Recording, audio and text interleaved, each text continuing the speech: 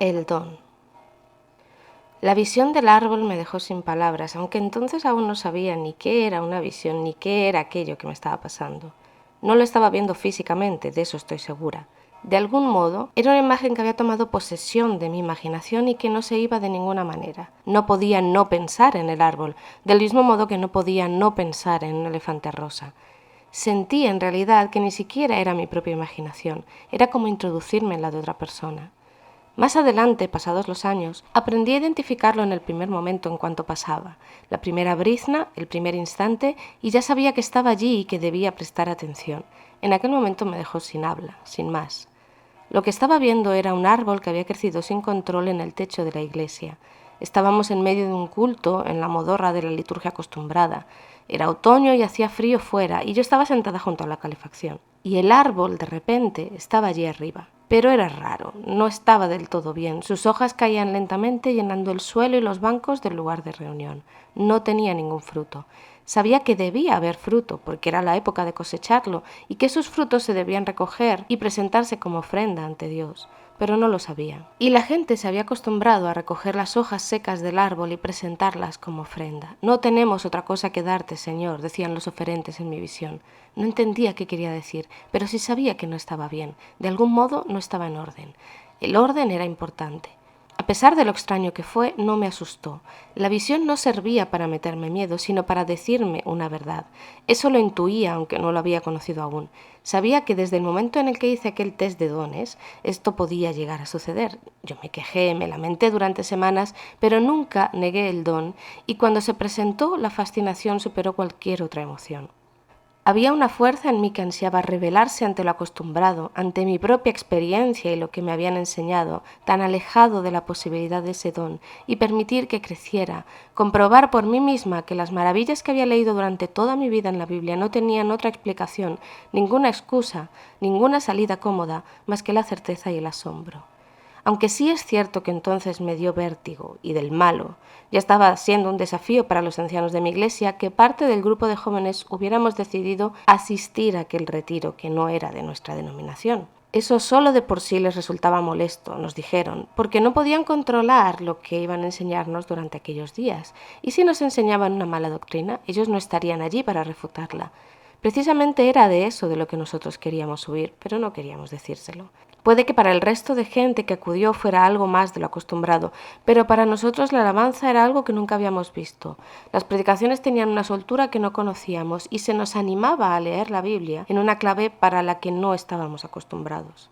Algunos de mis compañeros de iglesia, en línea con los ancianos, dieron la nota porque les habían educado para darla y hacer saber su opinión por encima de la de los demás. Otra de las chicas y yo, como siempre nos hacían guardar silencio y quedarnos en un adecuado segundo margen, nos atrevimos a utilizar aquella invisibilidad para ir un poco más allá. Los chicos se negaron a hacer el test de dones de una de las veladas. Nosotras lo hicimos, porque podíamos, por diversión. Pero la decepción pronto dio paso a un temor frío. ¿Qué hacía yo con un don de profecía en una iglesia que no creía en los dones espirituales? Y además era inequívoco, no había segundas lecturas. Puede que aquel test de dones fuera un juego, que tuviera poco o nada de verdad o de discernimiento, pero todas las veces me salió que yo era profeta. Sentí que no me lo estaba diciendo el test, sino el propio Dios. Yo, profeta, la que no tiene voz. Durante mucho tiempo pensé que tenía que haber sido un error. No se lo dije a nadie, mucho menos de la iglesia. Bastante tuvimos que aguantar con aquella rebeldía del retiro como para proponer algo así. Mis padres no supieron nada. Mis líderes no supieron nada. El resto del grupo de jóvenes no tuvo ni idea de que aquello había pasado. Y la vida seguía adelante, aunque comprendí pronto, ignorarlo no hacía que desapareciera. Y no desapareció porque yo no lo negué ni lo rechacé. Si he de ser sincera, más allá del temor a la reacción en mi iglesia, me pareció algo maravilloso que por fin daba forma y cuerpo a una clase de anhelo interno que siempre había estado allí. El don comenzó a crecer. Los sueños que me habían acompañado siempre se volvieron más nítidos, los símbolos más claros. Soñaba con ciudades acosadas por monstruos, con iglesias que celebraban cultos a oscuras, con mi propio viaje, mi miedo, mi tristeza constante, con que se deshacía y daba paso a una luz majestuosa. Soñaba con mi propia transformación y poco después esos pasos se daban en la vida real. Soñaba con mis miedos y el Señor me ayudaba después a descomponerlos. Soñé con los hijos de mis amigos mucho antes de que fueran siquiera concebidos, con sus caritas, sus rasgos concretos, sin ninguna comprensión de mi parte de cómo podía llegar a ser. Soñé con esta escena, sentados en esta cocina, tomando esta comida y conversando juntos. Aquellas visiones o imaginaciones también me rondaban despierta.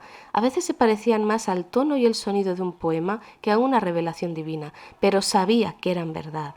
Lo sabía. No podía explicarlo de otro modo. En ellas no había complacencia, sino orden y belleza, y a veces un misterio que descubrir un poco más allá si te atrevías a asomarte. Fue alrededor de aquella época cuando el don pareció crecer y comencé a oír la voz de Dios, y con eso todo se complicó un poco más. No era oírla en sí, era esa misma vía sagrada abierta en mi imaginación que después entendí que era una brecha en mi espíritu, porque yo también tenía espíritu y estaba ahí, vivo, viviendo. Y era ese espacio en el que habitaba el Padre, en el que sonreía el Hijo, en el que susurraba el Espíritu. Poco a poco, con una paciencia infinita, el propio Señor me enseñó a distinguir entre mi voz interna y la suya. Era fantástico cuando se contradecían. Su voz era mucho más amable que la mía y disponía de una misericordia ilimitada. Me hizo cambiar de rumbo muy a menudo, pero nunca con vergüenza o con miedo o con culpa. Me hacía sentir bienvenida, amada, pero decirlo, por supuesto que no, a nadie. Hubiera sido maravilloso compartirlo, pero no existía esa posibilidad. Los había escuchado reírse de los de las otras iglesias. Yo había estado en esa conversación, como siempre, callada, invisible en un rincón.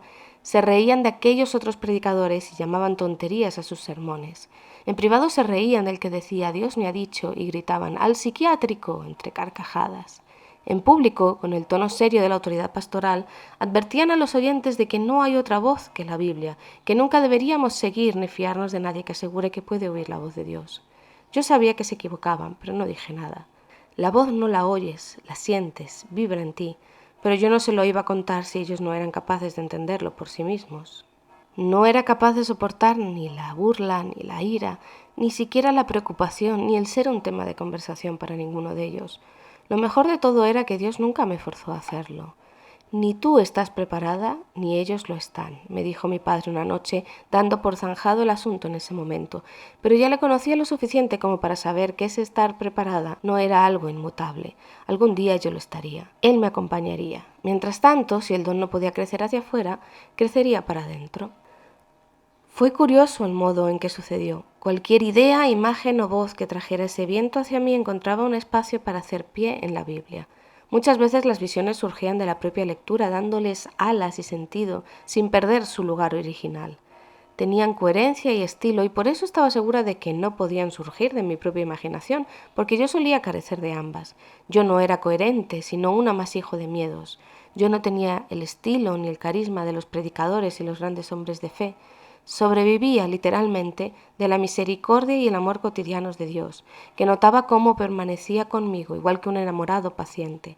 Solo a él se le ocurría, me reía yo a veces al pensarlo, darle el don de profecía a una mujer que prefería no hablar nunca en público. Aunque eso, es verdad, también iba cambiando. Era el propio don el que crecía y cuando no encontraba espacio dentro de mí, lo creaba.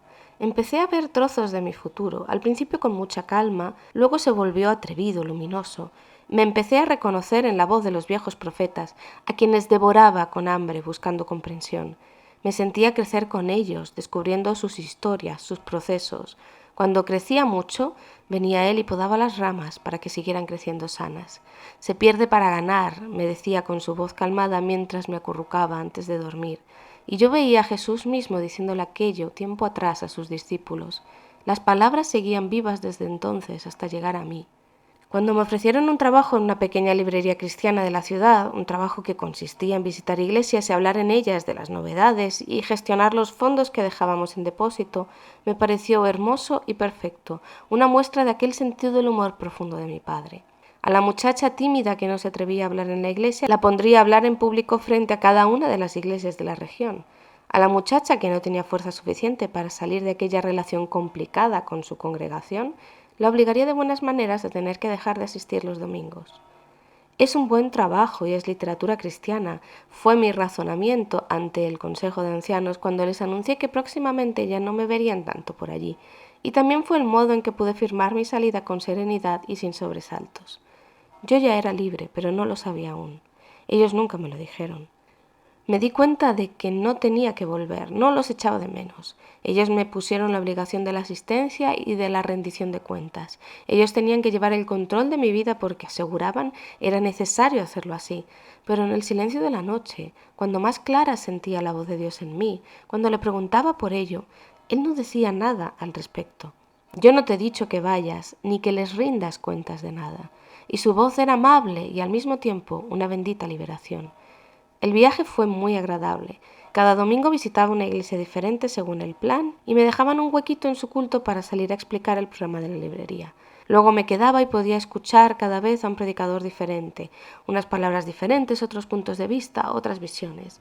Veía una alabanza diferente, una comunidad peculiar en cada ocasión. Entendía que cada una de aquellas iglesias tenía un modo diferente de hacer las cosas y que todas compartían la misma veneración por el Dios bueno y verdadero, por el camino del Hijo, de una manera o de otra. A mí, que tanto me habían enseñado a venerar las formas, se me hacía deliciosa toda aquella diversidad. Fue emocionante la primera vez que estuve en una iglesia donde se creía y se mostraban los dones espirituales. No voy a negar que tenía expectativas y muchísima curiosidad. No voy a negar tampoco que salí bastante defraudada.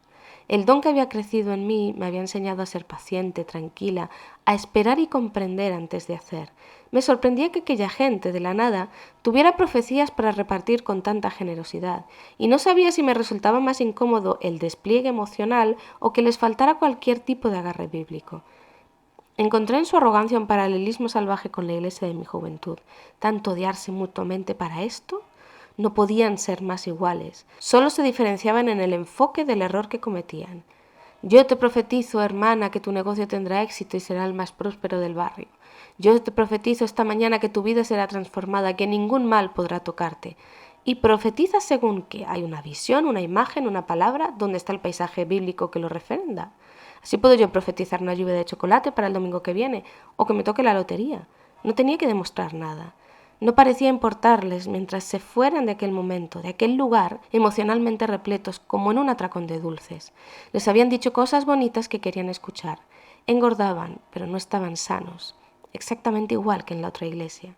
Y parecían horriblemente acostumbrados a no recibir nunca la confirmación de esas profecías, pero a regresar el domingo siguiente a por más. El ciclo era infinito. Qué bendita me parecía en aquellos momentos mi costumbre de permanecer siempre en silencio. Así callaba y observaba.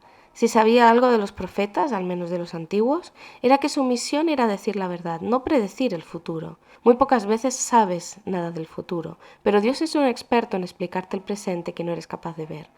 Los profetas antiguos se quejaban y criticaban cuando convenía. Allí ninguna profecía era mala, nada que llevara al arrepentimiento, solo cosas buenas que supuestamente iban a ocurrir.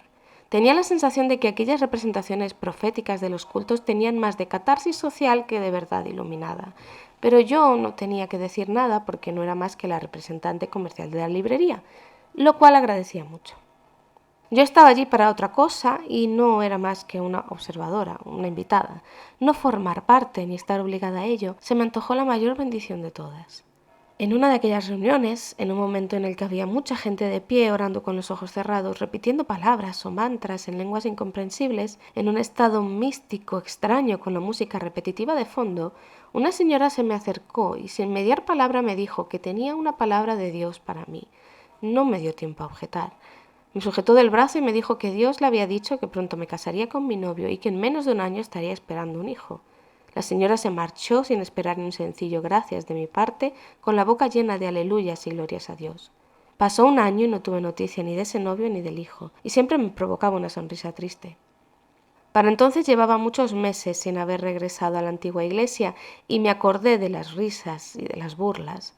Me sentí tentada a creer que habían tenido razón, pero luego me daba cuenta de que aquella crueldad no tenía nada que ver con la voz firme y tranquila de mi padre que yo conocía.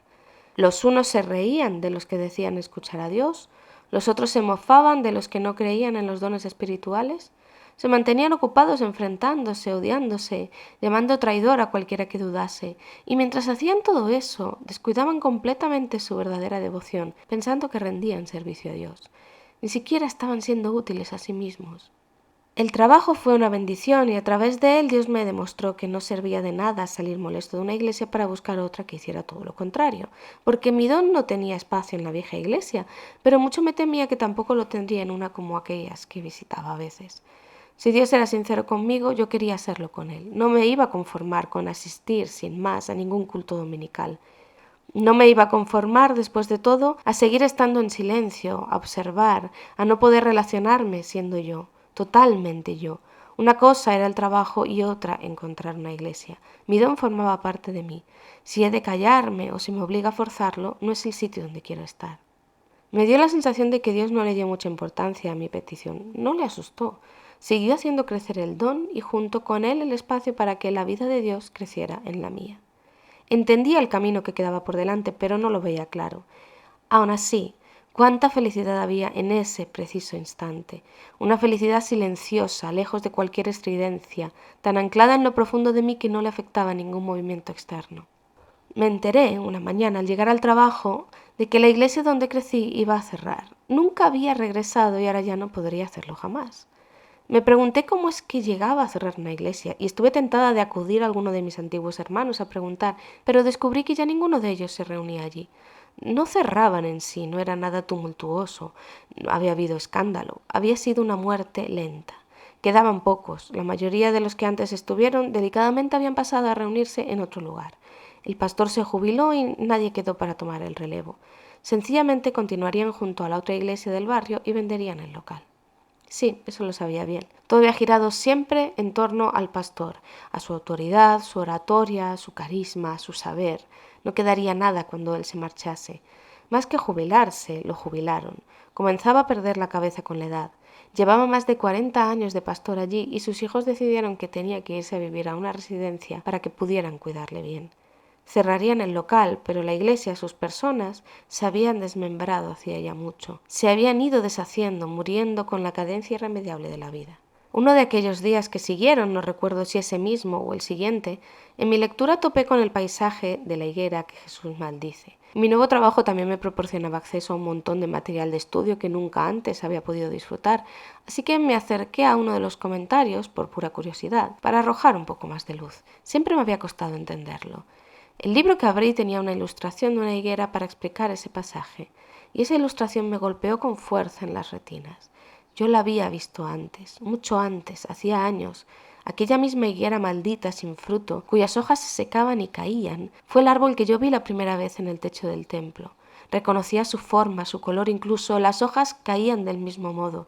No podía haberlo sacado inconscientemente de ese libro, porque en aquel entonces ni siquiera se había escrito, y aquella ilustración no existía. Por alguna razón, Dios inspiró la misma imagen en mí y en aquella ilustradora años después. El libro explicaba que la higuera muerta es el pueblo de Dios que está muerto. No da fruto desde hace años, pero parece que tiene vida porque sus hojas crecen en primavera y caen en otoño. Pero no hay que dejarse engañar. Jesús no se dejó engañar por la higuera sin fruto. Dejó claro que no había que conformarse. La higuera que Jesús encontró en el camino llevaba muerta mucho tiempo, aunque no era consciente de ello. Ahora entendía la visión, tantos años después. Me hizo sentir una alegría extraña. Reconocía la muerte de la higuera seca en la muerte de la iglesia de mi juventud. Se me había dado una pieza de información años atrás para que ahora pudiera entender mi presente. Aún me quedaba por saber a dónde me llevaría todo aquello. Aún me quedaba mucho por aprender, pero sabía que, por fin, veía el principio de un camino por el que no me daba miedo comenzar a andar. Yo soy Noa Alarcón y esto es El Camino.